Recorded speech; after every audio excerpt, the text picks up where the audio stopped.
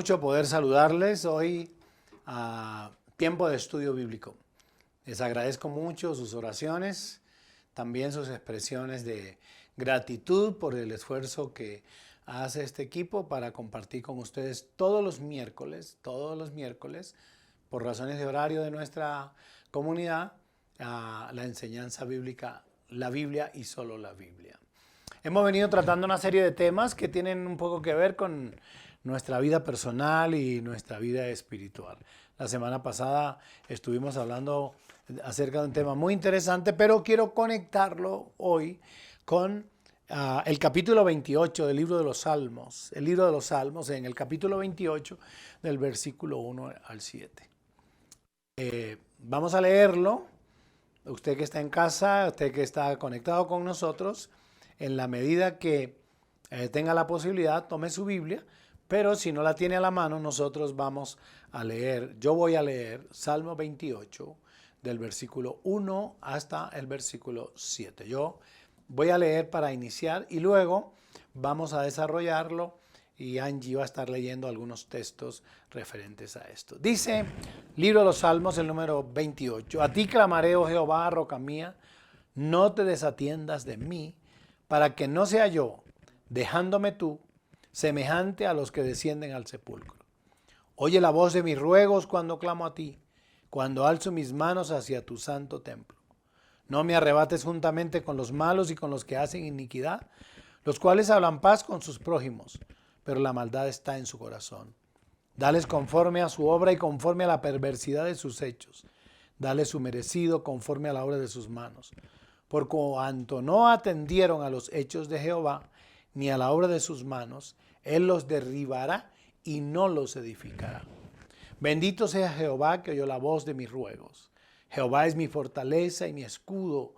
En Él confió mi corazón y fui ayudado, por lo que se gozó mi corazón y con mi cántico le alabaré. Jehová es la fortaleza de su pueblo y el refugio salvador de su ungido. Bueno, debo decir que en tiempos como estos, en tiempos tan difíciles, saben ustedes y seguramente los están viviendo también en cualquier lugar del mundo, estamos atravesando por tiempos demasiado complicados, tiempos de mucha escasez, de mucha necesidad, de inseguridad y de enfermedad. De hecho, el cambio climático, después de la pandemia, de la que hemos sido afectados y ha sido afectado el mundo en todas las áreas, entonces ahora el calentamiento global está generando en la naturaleza unas reacciones que traen como consecuencia escasez, mucha lluvia, incendios forestales y muchas cosas. Y cuando yo encuentro personas y me hablan acerca de esto, he escuchado algunas personas que me dicen, estoy cansado de tanto luchar. Me parece que a veces mi esfuerzo es perdido. Incluso he llegado a escuchar a algunos que dicen, parece que Dios se ha olvidado de nosotros. Expresiones que dicen, entre más hago o por más que hago, no consigo nada. Circunstancias complicadísimas. Y creo que todos hemos, de alguna manera, alguna vez atravesado por esto. Yo no sé si usted está atravesando eso esta noche. Por esa razón quisiera hablar sobre el Salmo 28, porque el Salmo 28 nos muestra, el salmista nos muestra a un hombre en medio de la crisis, en medio de la angustia, en medio de la dificultad, que clama a Dios y le dice, no, por favor, no me desatiendas. Es decir, Dios, no me olvides, ponme cuidado, atiende a mi súplica. Angie tiene el 28.1, vamos a escucharla a ella para que un poco tomemos la idea de la expresión de este hombre pidiendo ayuda a Dios. A ti clamaré, oh Jehová, roca mía, no te desentiendas de mí, para que no sea yo, dejándome tú, semejante a los que descienden al sepulcro. Escuchen eso.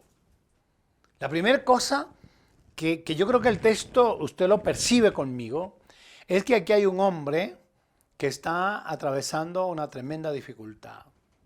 un hombre atravesando una tremenda lucha. Y parece ser, porque él dice, a ti clamaré, oh Jehová, roca mía, parece ser que él siente que Dios lo ha desatendido. Es decir, que no lo atiende. Es decir, que no lo oye. Es decir, que no le responde. Y observen ustedes con mucho cuidado cómo lo que le está diciendo es, no me olvides.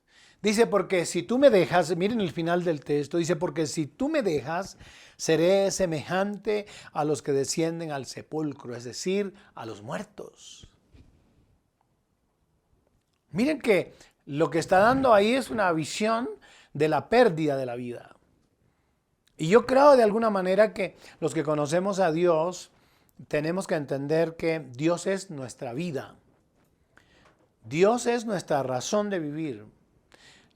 Yo recuerdo una canción de niño que cantaban en nuestra iglesia. Decía, sin Dios nada somos en el mundo. Sin Dios nada podemos hacer.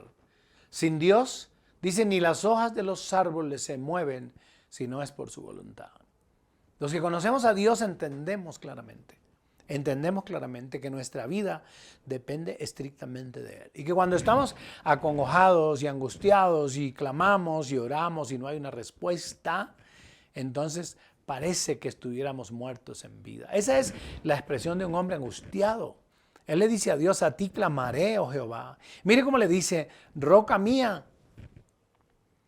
Cuando él habla de roca mía, está hablando, diciéndole a Dios, tú eres mi fortaleza. Porque eso es lo que simboliza la roca. Un lugar de escondedero, un lugar de protección. Le está diciendo como si usted dijera, Dios, tú eres mi escondedero, tú eres mi refugio. Y si tú no me atiendes, yo me sentiré que estoy en este mundo como muerto. Qué interesante esto. Un hombre en medio de la crisis. El salmista, esto es lo que nos quiere mostrar. Un hombre que se siente abandonado. Un hombre que se siente solo en medio de la adversidad y la dificultad. Y a mí me parece muy interesante el que aunque en este salmo se hable de esta manera, él diga, a ti clamaré. A ti oraré. Eso es lo que está diciendo. A ti oraré. El salmista, aunque muestra a un hombre que se siente solo y abandonado, ¿saben qué pasa? Está dispuesto a orar. ¿Y qué es orar? ¿Qué es orar sino hablar con Dios? La parte A del versículo 28 del primer versículo dice, a ti clamaré. Y la parte A del versículo 2 del capítulo 28 dice, oye la voz de mis ruegos. Observen que hay dos expresiones, clamar y rogar. Clamar y rogar. ¿Qué podríamos decir entonces? ¿Qué es orar sino hablar con Dios? ¿Qué es orar sino poder dialogar con alguien? No es repetir. No es tomar una oración escrita en un papel y tomarlo en la mano y repetir y orar. Yo recuerdo a mi madre cuando yo era solamente un niño que nos ponía a rezar. Y claro, ella tomaba la camándula y empezaba a pasar cada uno y entonces eran no sé cuántas Ave Marías y cuántos Padre Nuestros y nosotros allí, Padre Nuestro que estás en los cielos y luego Santa María, Madre de Dios, todo este tipo de cosas. Yo no sabía ni entendía lo que decía. Después mi mamá decía que hiciéramos una oración a las ánimas del purgatorio. Ni siquiera yo sabía que era un ánima y mucho menos del purgatorio. ¿Qué iba a saber yo del purgatorio si yo tenía 5 o 6 años de edad? Y yo me acuerdo todavía porque lo que uno aprende de niño se le queda, ánimas del purgatorio, ¿quién nos pudiera librar? Que Dios las saque de pena y los lleve a descansar. Yo me acuerdo y lo repetía de memoria. ¿Pero qué significa eso? Nada. Hay que observar cómo el salmista habla con Dios y le dice cómo se siente. Y es que lo particular de la oración es eso. No repites algo que alguien escribió. Lo especial de la oración es que tú hablas con tus propias emociones, con tus propios sentimientos. Yo en muchas ocasiones he orado y no sé cómo le parezca a usted, tampoco me importa. Pero yo a veces le he dicho, Señor, estoy disgustado, estoy enojado, tú lo sabes. Yo he orado al Señor y le he dicho, estoy decepcionado. No es posible que lo que yo quiera hacer sea bueno y la gente lo vea por el lado malo. Eso es lo que está diciendo el salmista. Está diciendo a Dios, yo clamo a ti. Y con todo eso, me siento que estoy desatendido. Me siento como un muerto a quien nadie le habla. Eso es orar. Es hablar con Dios. Es hablar con sinceridad. David le habla a Dios y le dice, ¿cómo se siente? Usted esta noche me está oyendo. No sé en qué lugar está. No sé si está en su casa. No sé si está en una cárcel. No sé si está en un hospital. O quizás esté en un aeropuerto. O sencillamente en una cantina o en un lugar bebiendo licor. Me han pasado cosas como esas. Alguien me ha llamado desde un prostíbulo para decirme, Pastor Trejos, estoy aquí, y llorando me dice, estoy aquí tratando de calmar mis penas. Usted puede estar ahora en medio de la situación más complicada y más difícil, pensando que no hay una alternativa. Yo quiero decirle que sí hay. David en este salmo nos muestra a un hombre angustiado, pero que no ha perdido la fe, que está listo a orar y ha entendido que hablar con Dios siempre trae una respuesta. ¿Se dan cuenta? La parte A del versículo 28 dice, a ti clamaré. Pero en la parte A del versículo 2 dice, oye la voz de mis ruegos. Allí hay una diferencia entre orar y rogar. Cuando yo oro, hablo con Dios y le cuento mi dolor, le cuento mi angustia, le cuento mi necesidad, le expreso lo que siento. Rogar es pedir insistentemente para conseguir algo que necesitas con desesperación. Una cosa es cuando un hijo le dice a uno, papá, quiero un helado. Y otra cosa es cuando de repente, papá, por favor, dame un helado. Y uno está ahí como haciéndose y él está insistiendo hasta que termina uno dando aquello que le están pidiendo. Observen que si en la primera parte del versículo él dice, a ti clamaré o a ti oraré, en la segunda parte dice, oye mis ruegos, es decir, cuando uno ruega es porque realmente tiene una necesidad, porque está desesperado. Y el desespero de David aquí es enorme, porque él llega casi a compararse con los muertos.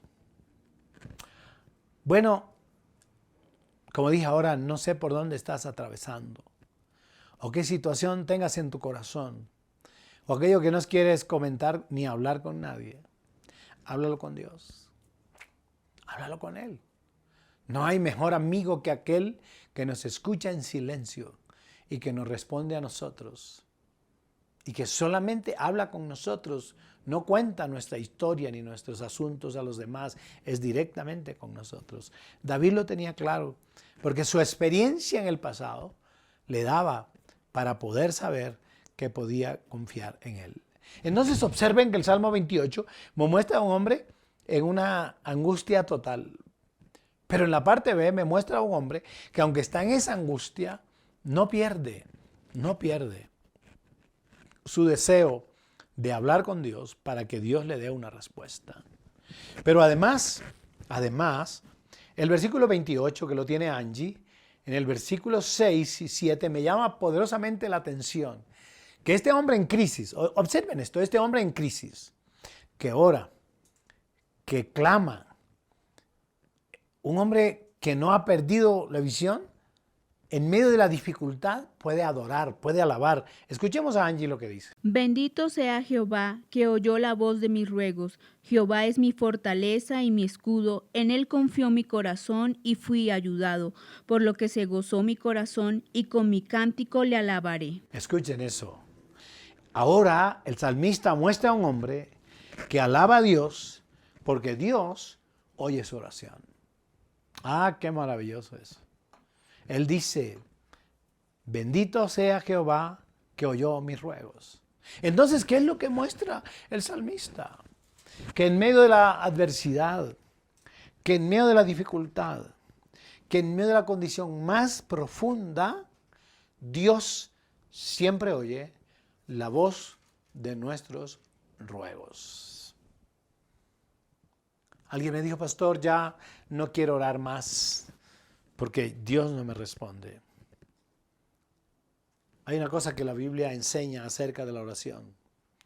Dice, persistan en la oración, orando en todo tiempo con toda oración y súplica en el Espíritu. La Biblia siempre está hablando. San Lucas habla acerca de la viuda y entonces dice, y le refirió Jesús una parábola acerca de la necesidad de orar y no desmayar. La oración no es simplemente una charla que se tiene superficialmente con alguien. La oración es una relación que se tiene con alguien que entendemos responderá en su tiempo, y ese es Dios. Por eso, cuando el versículo 7 dice, Jehová es mi fortaleza y mi escudo, en él confió mi corazón y fui ayudado, está hablando de su persistencia, de su confianza en Dios, de cómo él pudo confiar en el Señor y entonces fue ayudado. Ese es nuestro gran problema.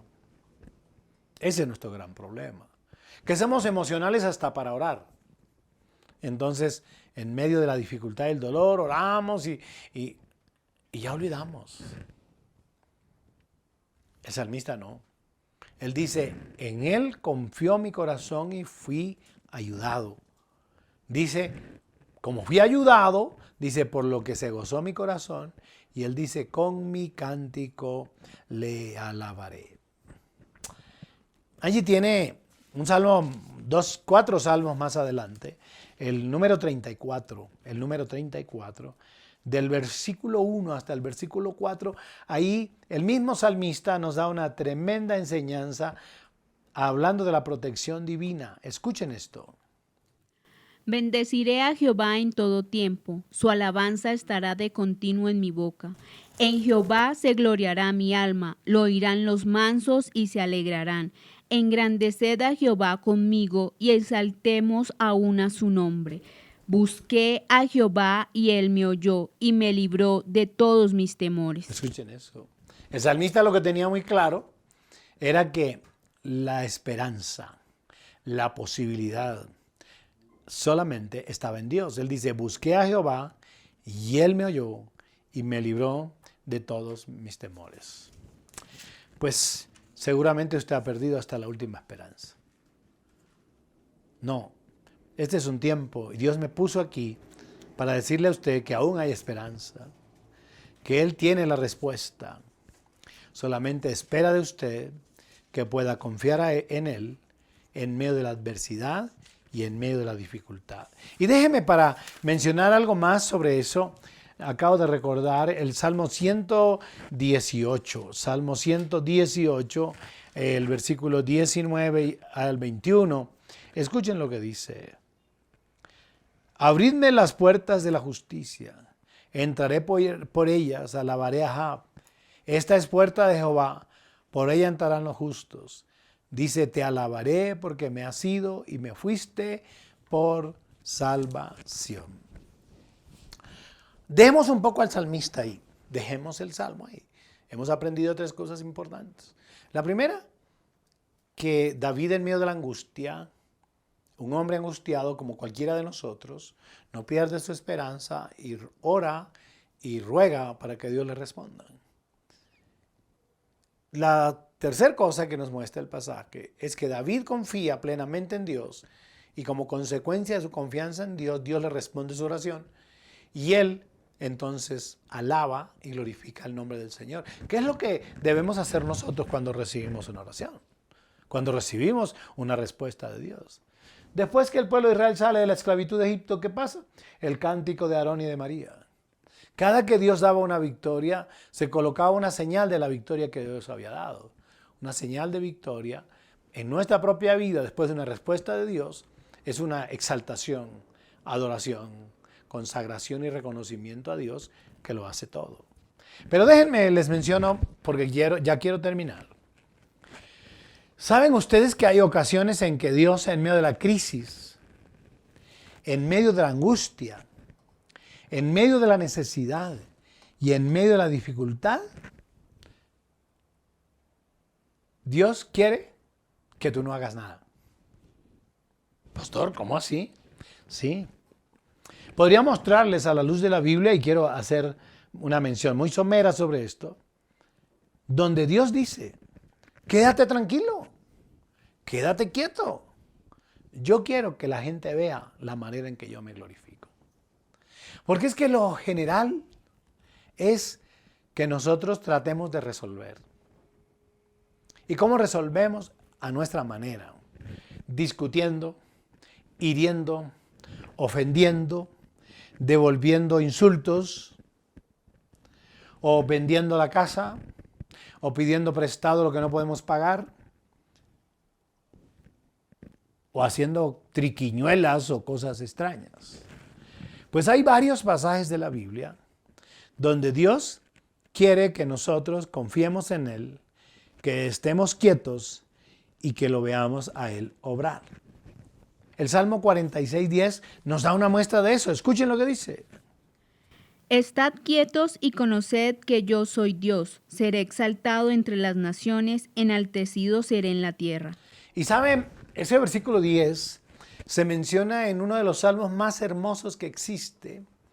Y recuerdo también que en nuestra juventud cantábamos este salmo, porque el salmo inicia diciendo: Dios es nuestro amparo y nuestra fortaleza, nuestro pronto auxilio en las tribulaciones. Por tanto no temeremos aunque la tierra sea removida. Está hablando de la dificultad. Está hablando de la lucha que tenemos que enfrentar todos los días. Y al finalizar este versículo está diciendo: quédense quietos. No peleen con sus armas. No traten de resolver ustedes a su manera. Déjenme a mí, que yo quiero obrar y mostrar mi gloria. Pues, ¿se acuerdan ustedes que Dios prometió al pueblo de Israel sacarlo de la esclavitud de Egipto? ¿Sí? Esa es la razón por la cual el libro de Éxodo habla de Moisés en el capítulo 1, en el capítulo 2, ya por el capítulo 3 y en adelante. La Biblia empieza a hablar del llamamiento de Moisés para rescatar, para sacar al pueblo de Israel de la esclavitud de Egipto. Vamos a mirar algunos versículos. El libro de Éxodo, en el capítulo 3, exactamente en el capítulo 3, yo voy a leer algunos versículos de ese capítulo 3 acerca del llamado que Dios hace para liberar a su pueblo. El capítulo 3 del libro de Éxodo dice: y dijo Dios: yo soy el Dios de tu padre Abraham, Dios de Isaac y Dios de Jacob. Entonces Moisés cubrió su rostro porque tuvo miedo de mirar a Dios. Dijo luego Jehová: bien he visto la aflicción de mi pueblo. Escuchen, había visto la aflicción, el dolor de Israel, que está en Egipto. Y yo he oído su clamor a causa de sus exactores, pues he conocido sus angustias. Es decir, el pueblo de Israel en la esclavitud de Egipto, lo que estaba viviendo era angustias, persecuciones y maltrato. Y el texto dice: y he descendido para librarlos de mano de los egipcios y sacarlos de aquella tierra, una tierra buena y ancha, tierra de libertad, tierra que fluye leche y miel, a los lugares del cananeo, del eteo, del amorreo, del fereceo, del heveo y el jebuseo.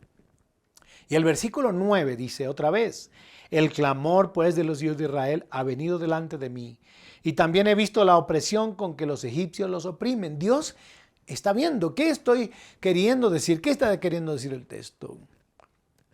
Que Dios siempre ve la condición en que estás. Dios siempre está viendo que te están oprimiendo, que te están maltratando. Que Dios siempre escucha tu oración. Que Dios puede guardar silencio. Sí, seguramente guarda silencio para probar tu fe, pero Él está pendiente de lo que te está pasando. Y entonces, para liberar a Israel, Dios entonces levanta a Moisés de una manera milagrosa y le dice: ven por tanto ahora y te enviaré a Faraón para que saques de Egipto a mi pueblo, los hijos de Israel. Dejemos hasta ahí. Lo que quiero mostrar es la manera como Dios promete la liberación de su pueblo de la esclavitud de Egipto por la condición que estaban viviendo. Porque a veces nos parece, como dije al principio, en la expresión esa, me parece a veces que mi esfuerzo es perdido. A veces me parece que hasta Dios me ha olvidado. Pues entre más hago, como que menos encuentro. Dios está pendiente de lo que te está pasando. Dios está pendiente de quién te está persiguiendo. Dios está pendiente. Dios sabe lo que estás pasando y lo que estás atravesando. Y Él tiene cuidado de nosotros. Y esta noche Dios me trajo para decirte que no te preocupes, que Él está pendiente de lo que está pasando, que está buscando un camino, que tiene un camino para liberarte de la condición en que estás, de la misma manera que lo hizo con Israel. ¿Y qué sucedió? Capítulos más adelante, en el capítulo 14 del libro del Éxodo, ya nosotros hablamos de la salida, capítulo 3, de la esclavitud de Egipto, cuando Faraón toma la decisión de dejarlos ir, el capítulo 14, el versículo 4. Miren esto y pónganme atención. El versículo 4, ya Dios había liberado a Israel. Ya Israel había empezado a caminar, ya habían salido. Y llega un momento en que Dios dice, y yo endureceré el corazón de Faraón para que lo siga. Y seré glorificado en Faraón y en todo su ejército. Y sabrán los egipcios que yo soy Jehová. Y ellos hicieron así. ¿Qué pasó? Después que salieron, Dios endurece el corazón de Faraón. Después de la muerte del primogénito. Faraón entonces arranca, toma sus ejércitos y se va detrás del pueblo de Israel hasta alcanzarlos, y los está alcanzando a la orilla, casi llegando al mar Rojo. Y el texto literal dice que cuando el pueblo de Israel, que había sido sacado con mano poderosa, con la promesa de Dios, con la bendición de Dios, ¿qué hicieron? El texto dice que empezaron a murmurar contra Moisés. Empezaron a murmurar contra Moisés. Angie tiene los versículos. Y cuando Faraón se hubo acercado, los hijos de Israel alzaron sus ojos, y he aquí que los egipcios venían tras ellos, por lo que los hijos de Israel temieron en gran manera y clamaron a Jehová. Y dijeron a Moisés: ¿no había sepulcros en Egipto, que nos has sacado para que muramos en el desierto? ¿Porque has hecho así con nosotros, que nos has sacado de Egipto? Y miren lo que dice el versículo 12. ¿No es esto lo que te habíamos dicho en Egipto? Déjanos servir a los egipcios, porque mejor nos fuera servir a los egipcios que morir nosotros en el desierto. Oigan esto. ¿Cómo es posible que un pueblo que recibe la promesa de Dios, que Dios le coloca un libertador, que los saca de la esclavitud de Egipto, cuando están libres, desean nuevamente la esclavitud? Eso es lo que le están diciendo a Moisés. Es mejor que nos hubiéramos quedado esclavos que estar libres aquí llenos de miedo. ¿Por qué tenían miedo? Si Dios ya les había dicho que eso iba a suceder, dice: yo endureceré el corazón de Faraón para que lo siga y seré glorificado en Faraón. Es decir, ya tenían una promesa: tranquilos, los van a perseguir, pero yo mismo me encargaré de Faraón y de sus ejércitos, porque seré glorificado en ellos y sabrán que yo soy Dios. ¿No les ha pasado en algunas ocasiones que tienen que atravesar por una situación de dificultad que usted dice: yo prefiero la vida que vivía o el tiempo en que estaba que la que tengo ahora? He escuchado a muchas personas en mi vida cristiana decir: pastor, a veces pienso si realmente el camino que tomé sea el camino correcto. Se confrontan entre el mundo de la esclavitud que vivían con el mundo de la libertad de ahora. ¿Saben por qué? Porque no confían en Dios y porque no creen en su palabra. ¿Cuál fue la respuesta de Dios? Porque entonces cuando ellos dicen, Dios les da una respuesta a través de Moisés. Les dice, y Moisés dijo al pueblo: no tengan miedo, estén firmes, vean la salvación que Jehová hará hoy con vosotros, porque los egipcios que hoy habéis visto, nunca más para siempre los veréis. Jehová peleará por vosotros y vosotros estaréis tranquilos. Eso es lo que dice Dios para ti hoy. No tengas miedo por ellos. Tranquilo. Ten confianza. Jehová peleará por ti. Jehová peleará por nosotros. Esta noche Él te dice: quédate quieto. Quédate tranquilo. Están diciendo lo que no es. No te preocupes. Sabes que estás actuando como tienes que actuar. Está bien, los demás pueden decir lo que quieran. Dios se encargará de ellos como se encargó de los egipcios. Los avergonzará. Fueron arrasados por el mar y jamás, nunca se volvió a saber de ellos. Pero el pueblo de Israel pasó al otro lado. Dios te pasará al otro lado. Y todos aquellos que te persiguen, como los egipcios, perecerán y sabrán ellos que Dios es tu ayudador. Déjenme terminar ya con esto porque ya me levantaron la paleta que debo terminar. El profeta Isaías dice en el capítulo 30, versículo 7, ciertamente Egipto en vano e inútilmente dará ayuda, por tanto yo di voces que su fortaleza sería estarse quietos. Su fortaleza sería estar quietos. ¿Sabe qué significa eso? Estar quieto significa confiar en Dios.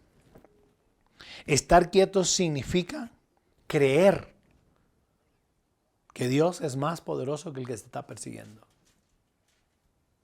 Estar quietos significa creer que en medio de la adversidad y en medio de la dificultad, Dios oye tu oración. El salmista, allí mismo en el 28, al finalizar, dice, Jehová es la fortaleza de su pueblo y el refugio salvador de su ungido. Y ya como colofón, como cierre, dice, este pobre clamó y le oyó Jehová y lo libró de todas sus angustias. Los bendigo esta noche a todos.